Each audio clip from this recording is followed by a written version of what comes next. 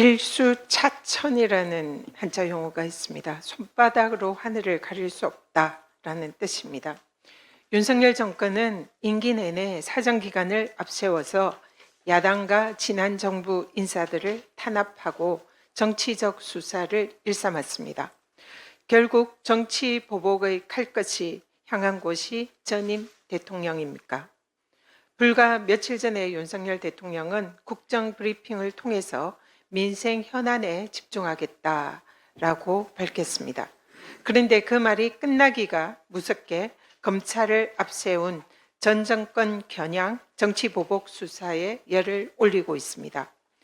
민생 파탄, 경제 폭망, 의료 대란에 이어서 검찰의 김건희 여사 무혐의 면죄부 수사로 대통령 지지율이 20% 초반대로 주저앉았습니다.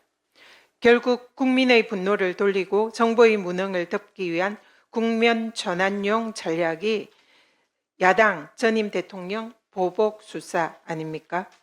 정치검찰을 동원한 전임 대통령과 가족에 대한 망신 주기, 야당 죽이기, 정치 보복 수사로 윤석열 정권의 지지율 폭락 국면을 전환할 수 있다라고 생각하면 큰 오산입니다. 오히려 국민들의 윤석열 정부와의 헤어질 결심만 확고히 굳히게 해줄 뿐이라는 것을 명심하기 바랍니다. 지난주 금요일에 서울 강동구 소재 보훈병원 응급실을 찾았던 한 국가유공자가 치료를 거부당한 후에 이른바 응급실 뺑뺑이를 돌다가 사망했습니다. 이 환자는 초기에 혼자서 운전을 해서 내원을 할 정도로 초기 상태가 양호했다라고 합니다. 그런데 위장 출혈을 치료할 소화기 내과 의사가 없어서 중앙보훈병원에서 내시경 지혈술을 받지 못하고 응급실 뺑뺑이로 다른 병원으로 전전하였습니다. 결국 뒤늦게 다음 날 자정해야 다른 병원에서 수술을 받았는데 결국 사망하고 말았습니다. 적시에 간단한 수술만 했더라면 살 수 있었던 분입니다. 국가보훈부 산하 중앙보훈병원은 환자의 80% 이상이 보훈 대상자입니다.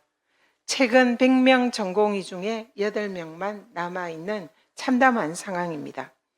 나라를 위해 헌신했던 국가유공자들의 생명과 건강마저 국가가 지켜주지 못하고 있습니다.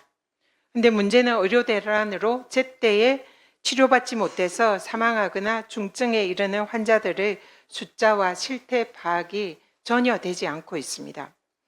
환자의 사망 추계는 5월까지만 통계청이 자료를 내놓고 있습니다.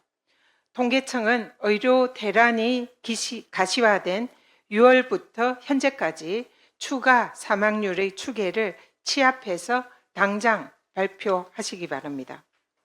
어제 민주당에서 의료 대란에 대해서 정부 정책 실패에 대한 대통령의 사과, 책임자 문책, 이해관계자들이 다음으로 전현희 최고위원의 발언이 있겠습니다.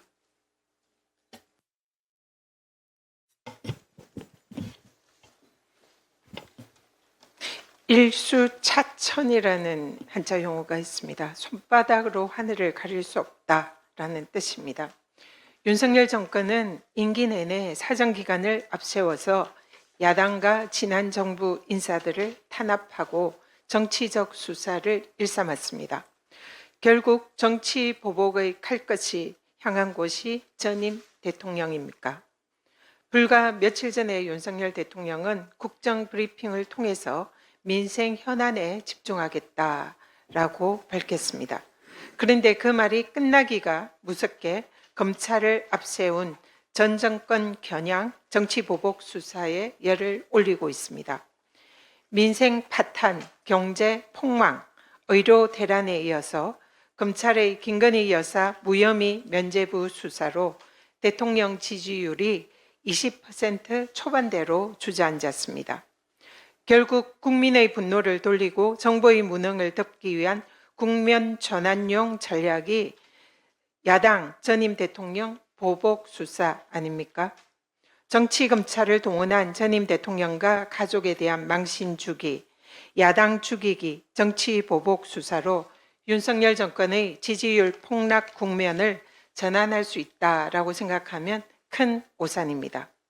오히려 국민들의 윤석열 정부와의 헤어질 결심만 확고히 굳히게 해줄 뿐이라는 것을 명심하기 바랍니다. 지난주 금요일에 서울 강동구 소재 보훈병원 응급실을 찾았던 한 국가유공자가 치료를 거부당한 후에 이른바 응급실 뺑뺑이를 돌다가 사망했습니다.